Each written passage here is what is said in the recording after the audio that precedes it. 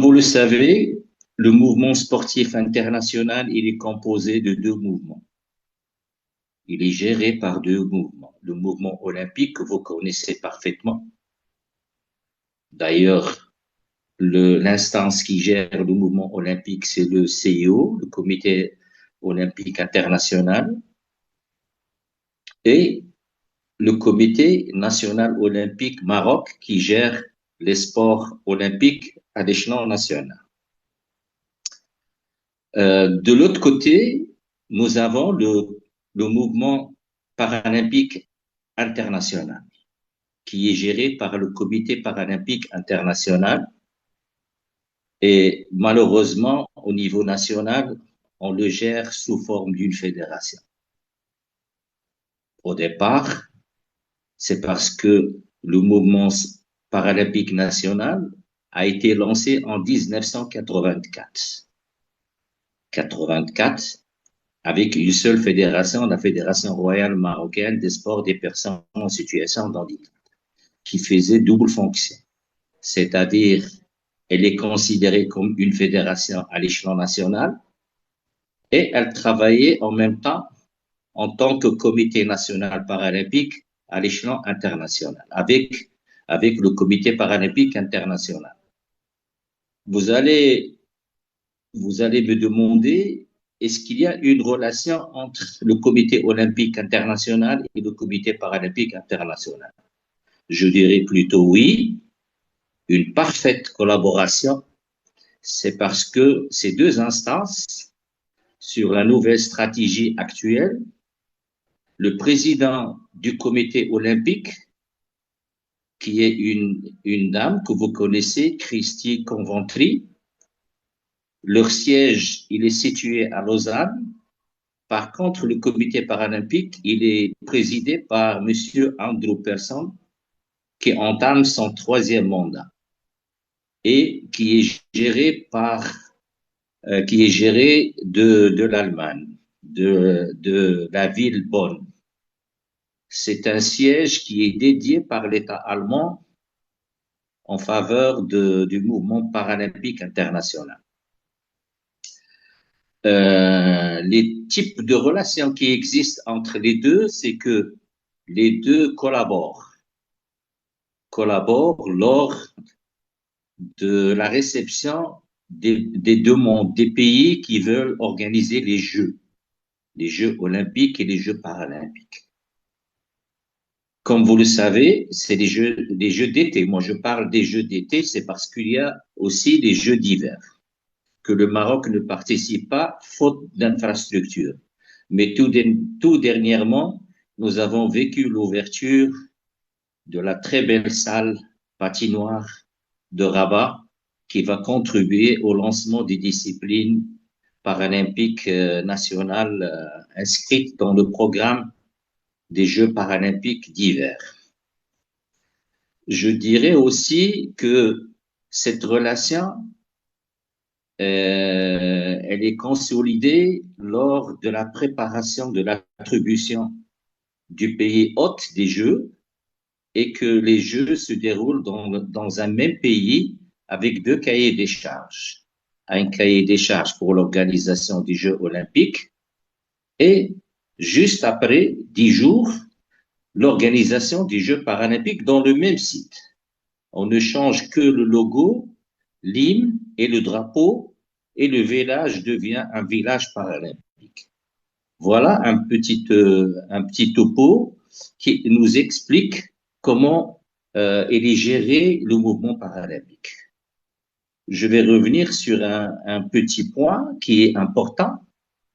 Nous avons contribué d'introduire 2 articles dans la nouvelle loi du sport en 2008. Si vous vous rappelez des assises du sport qui se sont déroulées à Schirat et que notre fédération a pu inscrire 2 articles. Article 46 qui stipule la création d'un comité paralympique et l'article 47 qui nous informe de la création des fédérations parasportives. Malheureusement, depuis lors, ce comité paralympique n'est pas encore créé. et ce qui nous gêne sur plusieurs points. Sur plusieurs points, et nous fait des obstacles pour que notre structure soit vraiment compatible avec la constitution du Comité paralympique international. Entre autres, sur l'évolution du mouvement paralympique national, la Fédération royale marocaine des sports des personnes en situation de handicap, qui exerce les deux fonctions, les deux missions, mission nationale et mission internationale, a vu la naissance et la création d'une autre fédération. C'est la Fédération royale marocaine des sports des aveugles et des malvoyants en 2016.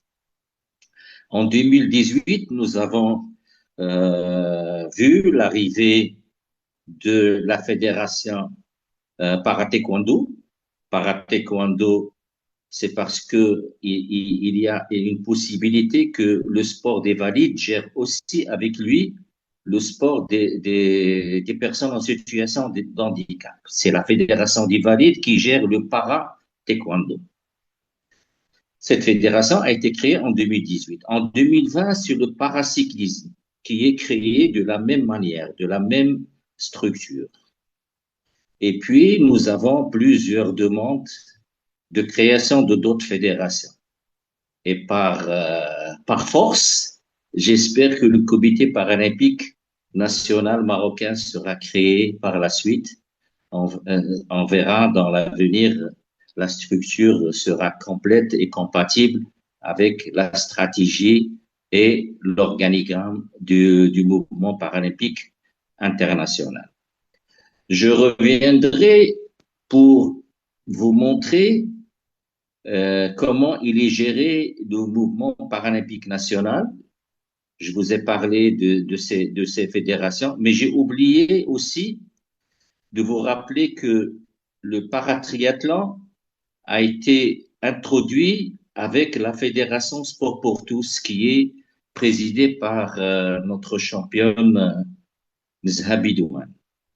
C'est à l'époque de 2016 que cette discipline a eu la première médaille de bronze en paratriathlon avec l'athlète Mohamed Lehna.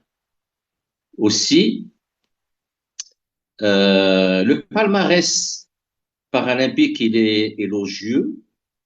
Nous avons réussi à avoir 38 médailles paralympiques, dont 34 en para-athlétisme. Le reste, il est distribué entre la Fédération des aveugles au CC Foot. Le CC Foot, c'est une discipline du football avec les yeux bandés des athlètes aveugles qui jouent le football à 5. Ils ont eu la médaille de bronze aux Jeux de Tokyo en 2021. Normalement, ces Jeux devraient être organisés en 2020, mais avec l'arrivée de l'épidémie de Corona, a été déplacé en 2021. Nous avons aussi eu 2 médailles de bronze, les premières en para-taekwondo, et une médaille en 1988. C'est la première médaille marocaine dans l'histoire des Jeux paralympiques gagnée par un nageur qui s'appelait Abdjabbar Labiar et qui nageait à Casablanca. Il a eu une médaille de bronze. Voilà le palmarès et voilà la structure. Revenons aux disciplines qui sont organisées au Maroc, les disciplines pratiquées organisées au Maroc. La Fédération royale marocaine des sports des personnes en situation de handicap, elle gère actuellement 3 déficiences. 3 déficiences, la déficience motrice, la déficience intellectuelle. Avant, on appelait ça la déficience mentale. Et tout à l'heure, je vais expliquer pour chaque déficience les spécificités de la classification. Et vous allez bien comprendre. Ensuite, nous avons la déficience auditive. Malheureusement, cette déficience n'est pas n'a pas encore rallié les Jeux paralympiques. Elle n'est pas membre du Comité paralympique international. C'est leur instance qui refuse d'intégrer le mouvement paralympique international. Et ça nous cause beaucoup de problèmes. C'est parce que nous avons beaucoup d'athlètes de déficience auditive qui souhaiteraient participer aux Jeux paralympiques. Mais vu que cette position émane du COMEX, c'est-à-dire du comité exécutif de DIF-Olympique, l'organisme qui gère ce sport, c'est le DIF-Olympique, refuse jusqu'à présent, mais il y a toujours des contacts et on espère que cette déficience pourrait normalement compléter les 3 autres déficiences. Maintenant, je passerai pour vous dire, vous allez constater comme quoi je parle beaucoup de la classification. Et Madame Mriem connaît beaucoup plus que moi que l'importance de la classification, elle est très importante. C'est un code, c'est des règlements qui sont édités par le Comité paralympique international avec les organismes par type d'handicap. Avec les organismes par type d'handicap, j'expliquerai, je détaillerai au cours de ma présentation. Par exemple, si je vous parle de la déficience visuelle qui vous intéresse le plus, je sais que cette déficience visuelle, elle est divisée en 3 groupes de classes. C'est B1, B2 et B3. Pourquoi B? C'est parce que c'est blind en anglais. Blind, c'est aveugle ou cécité, et que cette déficience, elle est très importante et relève un grand nombre de participants aux Jeux paralympiques. Comment on procède à cette classification? D'abord, il y a un code national qu'il faudrait le suivre. Ensuite, quand l'athlète il est vu par des ophtalmos ou des orthoptistes et qu'il est examiné, il doit déterminer son acuité visuelle et son champ visuel. Pour la classe B1, l'acuité visuelle, il n'a aucune perception lumineuse ou incapacité de reconnaître une main. Si on place une main devant ses yeux, il ne va pas la reconnaître. Il va pas la reconnaître. Il a son champ visuel non mesurable, il est très réduit. La description, c'est une cécité totale ou quasi totale. Mais malgré ça, on lui place des lunettes opaques, des obturateurs. C'est-à-dire, il faudrait qu'il soit dans une situation de cécité totale. Comme ça, il aura de l'équité avec les autres adversaires et les autres participants. Par contre, les malvoyants, ils sont répartis en 2, B2, perception de la main, jusqu'à un 2 dixièmes d'acuité visuelle. 2 sur 60, c'est-à-dire 2 sur 60, c'est-à-dire 1 dixième. Il faudrait que 1 dixième de l'acuité visuelle ou un champ visuel inférieur à 5 degrés. Donc, il peut être éligible avec l'acuité visuelle et aussi, il pourra être éligible avec un degré de champ visuel inférieur à 5 degrés. Le champ visuel, vous le mesurez avant, on cachait un œil et on fait déplacer un stylo avec une échelle circulaire traditionnelle. Mais maintenant, avec l'appareil Goldman, qui est très cher, qui est très sophistiqué, on peut mesurer facilement. C'est votre domaine. Moi, j'ai appris beaucoup de choses de Madame Mriem. D'accord? La déficience visuelle, elle est sévère à cet ordre de 1 dixième, inférieur à 1 dixième et inférieur à 5 degrés. Par contre, les B3, ils ont une fourchette entre 2 sur 60 et 6 sur 60. Et le champ visuel entre 5 et 20. Donc, c'est la déficience visuelle modérée. Je ne vais pas m'arrêter ici. je vais vous dévoiler quelque chose d'important. Mais malgré ça, cette déficience avait eu beaucoup de protestations. Beaucoup de protestations, c'est parce qu'il y avait beaucoup de tricheries. Il y avait beaucoup de tricheries de la part des athlètes. Il y a des athlètes valides qui veulent normalement prendre la place des athlètes de déficience visuelle. C'est à ce moment-là que l'IPSA, l'organisme international, il avait introduit d'autres investigations.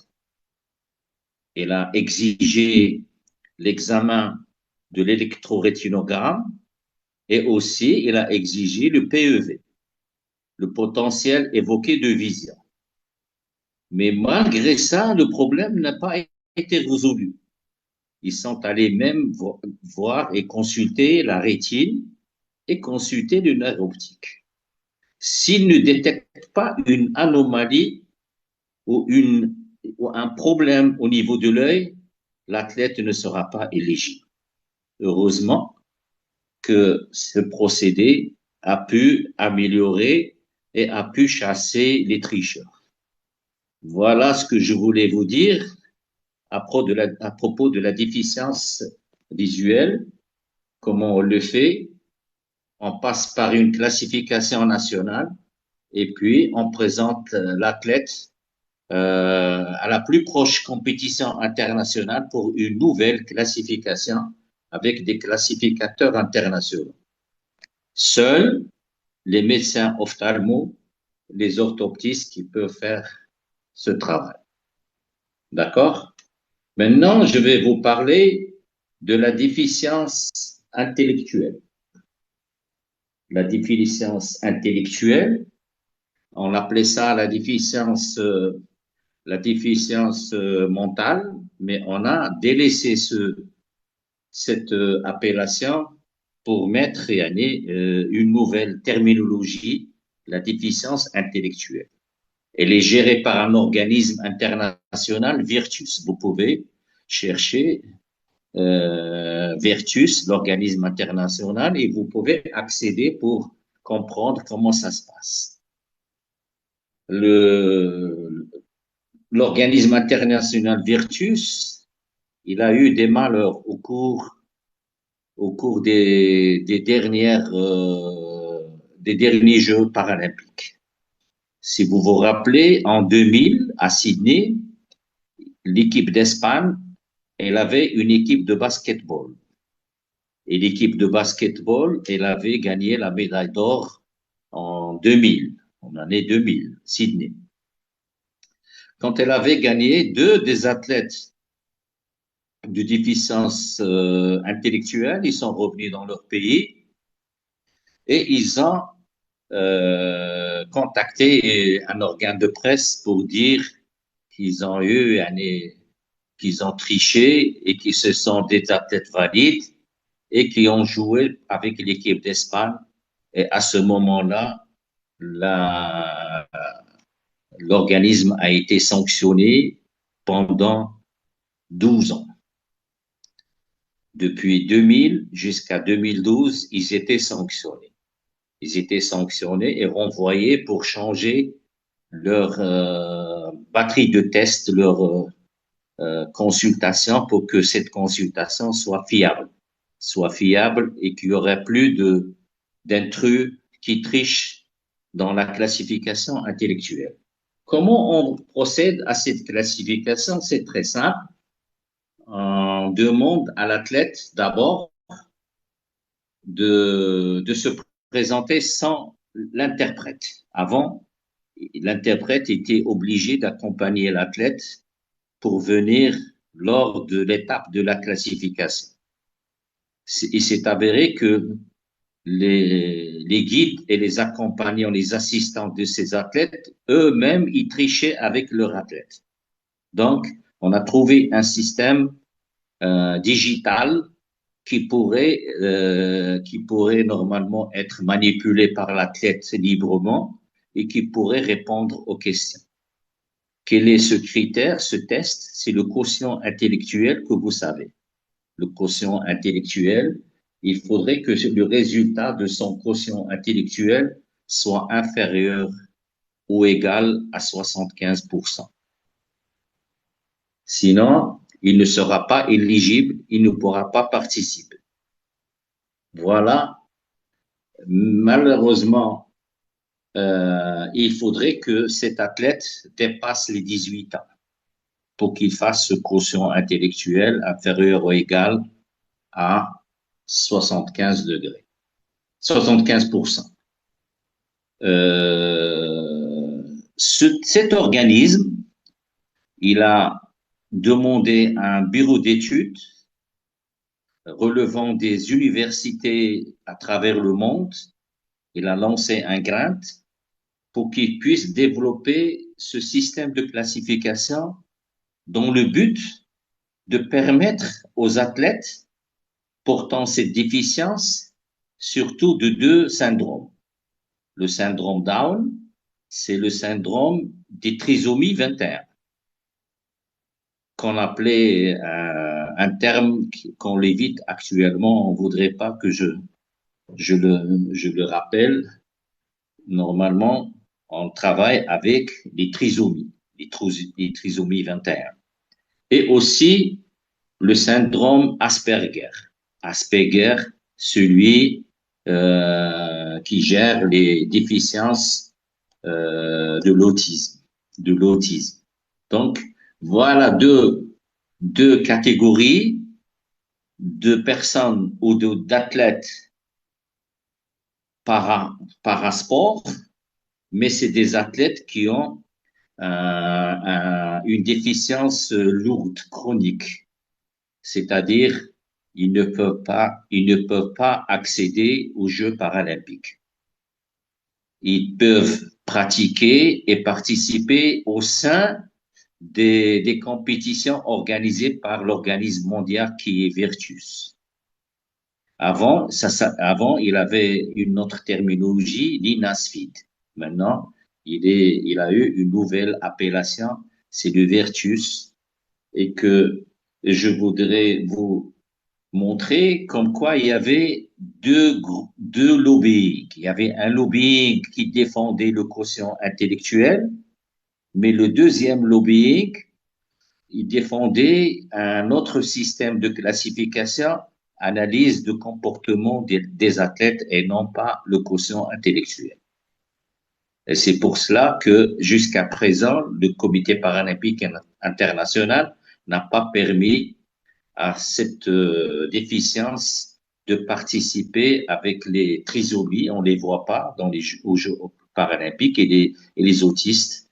Et c'est une population qui peut participer actuellement avec le spécial olympique.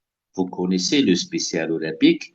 Nous avons aussi un spécial olympique Maroc, SOM, qui gère cette déficience et qui participe à leur programme.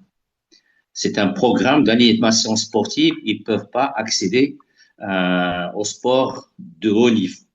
Au sport de haut niveau, c'est parce que ils ont beaucoup de problèmes de coordination et de problèmes de connaissance de règlement des sports.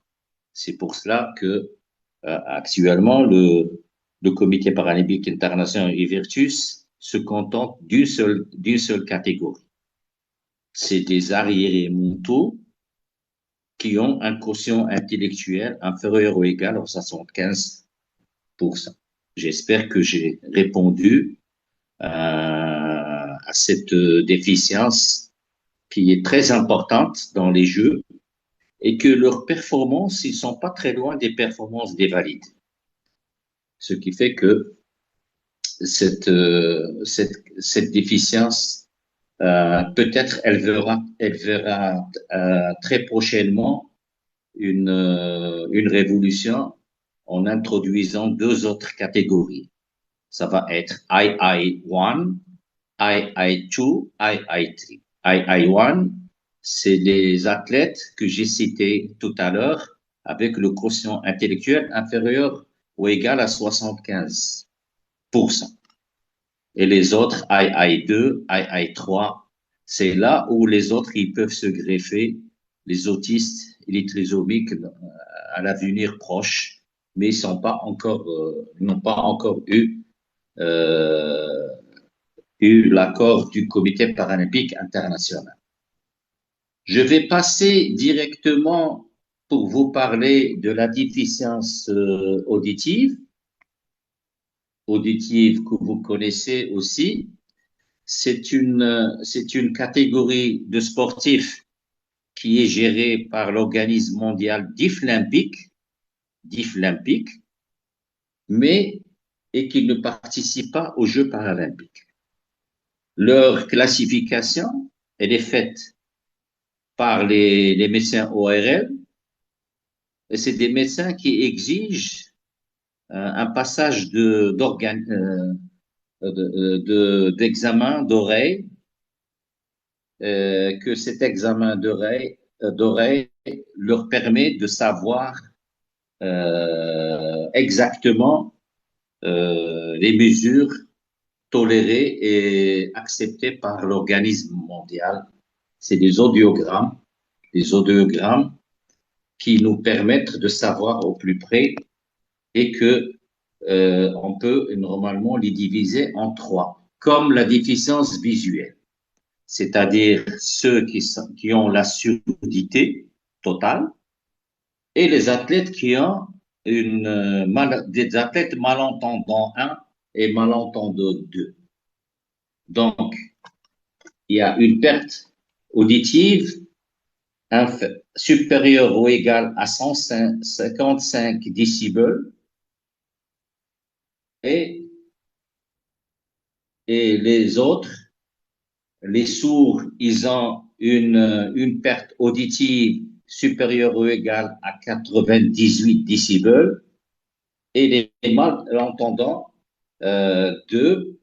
entre 55 et 89 décibels, c'est-à-dire surdité profonde, perception sonore très limitée, malentendant, perte auditive importante avec des restes auditifs, et les autres, c'est 55 supérieur ou égal à 55. Donc voilà ce que je voulais vous dire à propos de la classification de la déficience auditive. Maintenant, pour avoir l'éligibilité dans cette classification, on demande un minimum de critères de classification, c'est-à-dire l'handicap minimum, avoir un seuil auditif supérieur ou égal à 55 décibels. Autrement, ils ne seront pas acceptés. Maintenant, je vais m'attaquer au gros morceau, la déficience motrice. La déficience motrice, c'est la déficience physique. Elle est gérée par des médecins physiques et aussi par des kinés et par des techniciens en parasport et aussi par des ex-athlètes. Mais l'exigence de la maîtrise de la langue anglaise est une obligation. Pour vous expliquer cette déficience, elle nécessite aussi une classification médicale et sportive avec un examen clinique de l'athlète en présentant son dossier médical, et puis il subit des tests.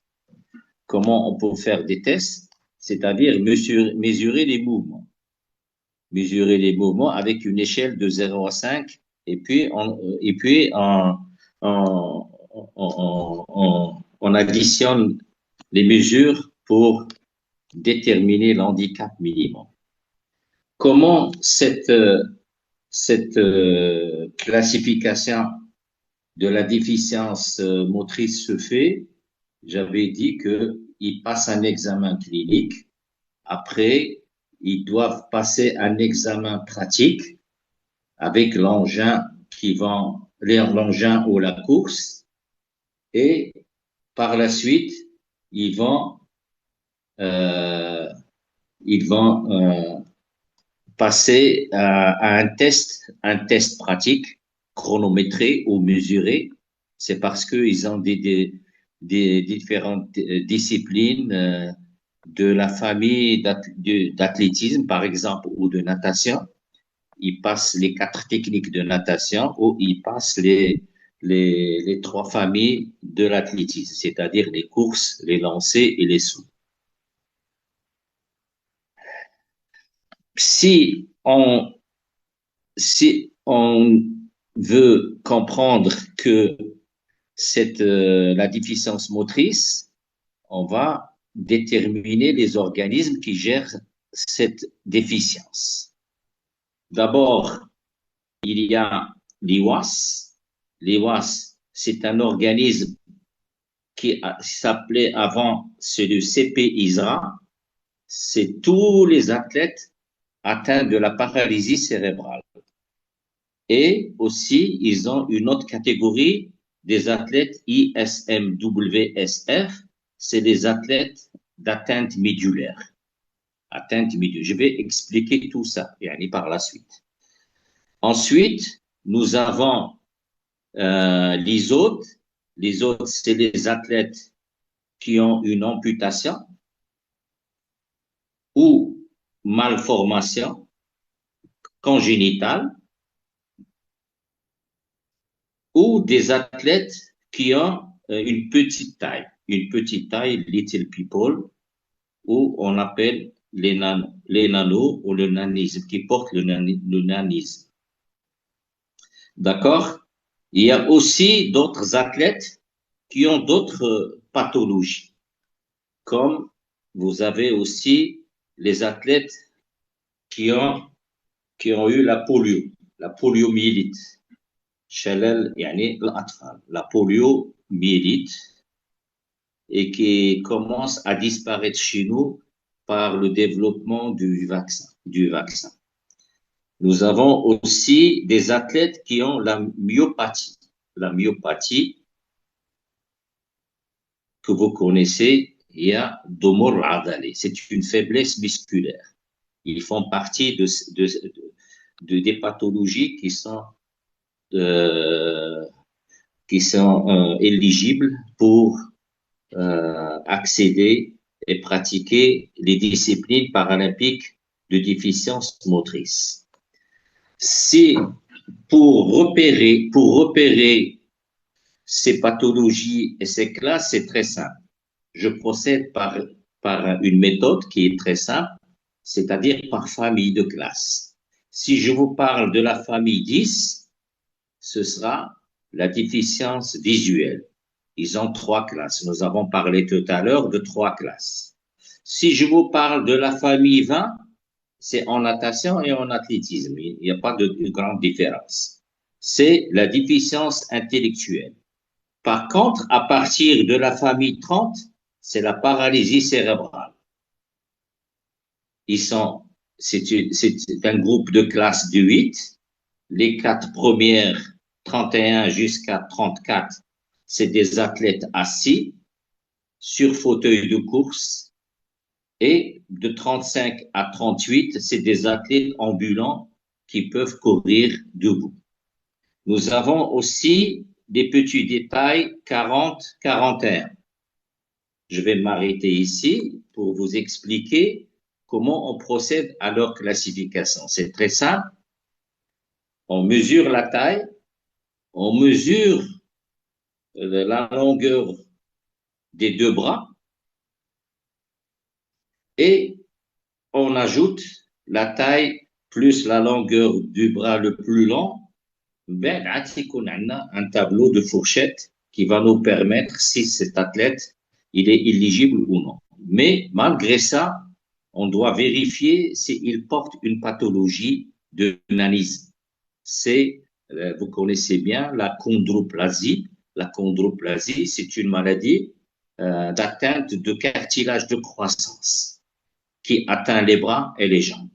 C'est pour cela qu'on voit un rétrécissement des bras et des jambes pour cette catégorie.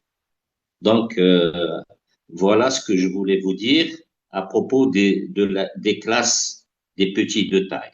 Nous avons aussi 42, 43, 44. C'est des athlètes qui portent la poliomyélite. Shalal Atfa. La paralysie cérébrale, c'est des 30. C'est des 30. Shalal Dimari. Cette catégorie de la poliomyélite, leur handicap minimum est très simple à vérifier. Il faudrait que l'athlète dispose d'une différence de taille des deux jambes supérieure à 7 cm. S'il n'y a pas une différence des deux jambes de 7 cm, il ne sera pas éligible. Avec une atrophie musculaire, c'est-à-dire une jambe normale et une jambe atteinte. D'accord? En plus, nous avons des 44, 45, 46, 47. C'est des athlètes qui ont une amputation de membre supérieur. Quand on parle de 45, c'est des athlètes qui ont deux amputations des deux membres supérieurs. 46, c'est une amputation d'un seul membre au-dessus du coude. Et 47, ils ont au-dessous du coude. Ce qui fait, voilà les athlètes de cette catégorie. Aussi, nous avons des athlètes de la catégorie d'atteinte médulaire, 51 jusqu'à 57. 51, 52, 53, 54, c'est des athlètes qui concourent sur la position assise, soit des fauteuils de course, soit des lancers, et de 55 jusqu'à 57, c'est des athlètes qui, normalement, peuvent lancer sur chaise de lancer. Il y a une chaise de lancer qui est fabriquée et qui est dédiée à cette catégorie pour le lancer de poids, de disque et de javelot. Il y a même des athlètes de 51 qui lancent le club Wassaoulajan. Le club, c'est un engin qui ressemble à un bâton de baseball. Un bâton de baseball d'une pesée de 397 grammes. Voilà ce que je voulais vous dire pour cette catégorie d'atteinte médulaire. La plupart, ils sont sur fauteuil roulant. D'accord? Nous avons la catégorie 61, 62, 63 et 64. Si vous vous rappelez bien, l'incident qui est arrivé lors des Jeux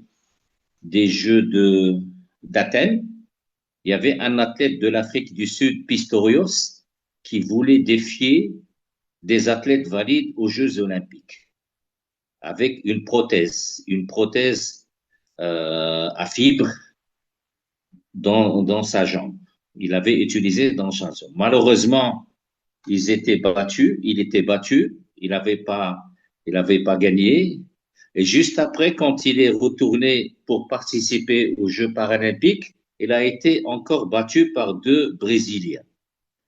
Et c'est à ce moment-là qu'il avait protesté. Il y avait une seule classe, mais ils ont constaté que quand l'amputation elle est haute, l'athlète il est plus performant, ce qui est imaginaire. Et quand l'amputation elle est courte, l'athlète il n'est pas performant. C'est parce que l'utilisation de la prothèse facilite et donne un tonus, un coup de pouce pour l'athlète pour qu'il puisse être plus rapide. Donc, il nous reste une seule famille, c'est la famille des 70. Je sais que c'est un peu dur de suivre cette présentation, mais c'est toujours comme ça au début, mais par la suite, vous allez comprendre rapidement. La catégorie des 70, c'est la catégorie la plus lourde de la paralysie cérébrale. Vous connaissez les IMC, les infirmes moteurs cérébraux, lourds, qui n'arrivent même pas à marcher, ils n'ont pas d'équilibre et qui peuvent tomber. Avec l'arrivée du tricycle, ils peuvent espérer à marcher dans l'avenir. C'est pour cela que l'instance internationale avait accepté l'utilisation d'un tricycle sans pédalage. C'est-à-dire, il peut prendre sa bicyclette, il peut courir à l'intérieur de sa bicyclette et faire sa course. Donc, ils ont donné 3 catégories, c'est RR1, RR2, RR3. Qu'est-ce que ça veut dire RR? Race Running. Race Running. Voilà toutes les classes. Voilà les organismes qui gèrent la déficience motrice. Maintenant, on revient au sport. On revient au sport, aux disciplines parasportives. À l'échelon national, nous avons 4 disciplines gérées par la Fédération handisport. C'est le basketball collectif, c'est le basketball fauteuil roulant, le volleyball assis, le football des sourds, malgré qu'il n'est pas paralympique, et le football d'un seul membre. Qu'est-ce que ça veut dire un seul membre? C'est le football des amputés. C'est-à-dire, il joue avec un pied ou le gardien de but qui joue avec une seule main. d'accord اما كتكون عنده amputation او كتكون عنده يعني une une une malformation congénitale. Voilà les 4 disciplines collectives. Nous avons aussi le para-athlétisme qui nous ramène beaucoup de médailles, le para-natation, le tennis fauteuil. Le boccia, c'est un jeu similaire à la pétanque, du jeu de boules, mais c'est des athlètes lourds de paralysie cérébrale ou de myopathie ou d'atteinte médulaire qui jouent ce sport sur fauteuil roulant. Ils ont 4 classes. Aussi, nous avons le powerlifting. Para-powerlifting, qu'est-ce que ça veut dire? C'est la dynamophilie ou le développé couché. C'est un sport similaire à l'haltérophilie, mais en position allongée. En position allongée de développé couché, sur le dos. Allongé sur le dos qui soulève une barre. Voilà les disciplines gérées par notre fédération. Aussi, nous avons quelques disciplines d'exhibition. On n'a pas encore lancé ces disciplines. Et une discipline qui est très populaire, c'est la pétanque pour les sourds et pour les moteurs. Nous avons la fédération de para-taekwondo qui organise ce sport. Nous avons le paracyclisme qui est organisé par la fédération de cyclisme, le paratriathlon par la fédération de triathlon et la fédération des aveugles. Elle organise l'athlétisme, la natation, le tennis de table, c'est un sport qu'on appelle showdown. C'est un sport avec une balle, avec des trous, des buts, et ils jouent avec une raquette collée sur la table. Ils ont aussi la possibilité de participer à 2 disciplines de sport collectif, le CC Foot, j'avais parlé tout à l'heure, et aussi ils ont le goalball. Le goalball, c'est un jeu collectif de 3 joueurs contre 3 joueurs avec des poteaux de but de 9 mètres. Voilà ce que je voulais vous dire pour les sports qui sont pratiqués à l'échelon national. Il y a 22 sports paralympiques d'été et il y a une douzaine de sports de paralympiques d'hiver.